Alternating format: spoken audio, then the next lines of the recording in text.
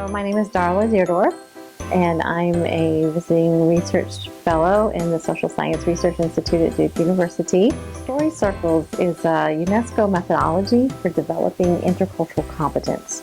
And it's so relevant for today's world because it really helps humanize each other, it helps to bridge divides, and it helps each of us practice skills that will help us hopefully get along better together.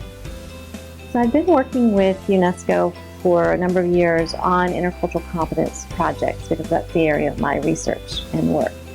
And we put together a publication called Intercultural Competences with some colleagues around the world, and that got published. And UNESCO came back and said that member states were asking for a concrete tool or method for actually developing intercultural competence, and that they needed some tool methodology that could be used with any group of people anywhere in the world, using little to no resources, facilitated by someone who may not have a strong theoretical or academic background in intercultural communication. And so that was the problem that I had to solve, to see what would be this tool or methodology that could fit those parameters from UNESCO.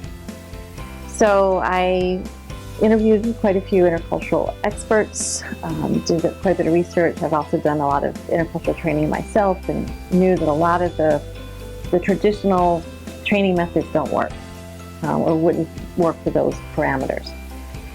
Then one day I was listening to a story on WUNC from Duke's John Bewan, who was talking about a project he had done called Story Circles.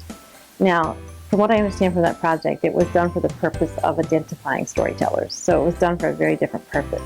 But as I was listening to this WUNC story about the work that was done by this Duke professor, it struck me that this actually might be adaptable to fit the parameters that UNESCO was looking for.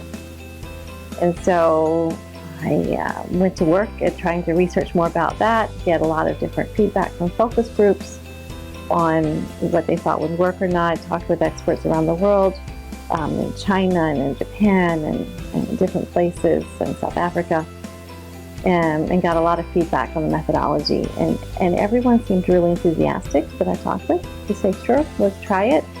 I proposed this to UNESCO. They were willing to try it, and so we developed it from there.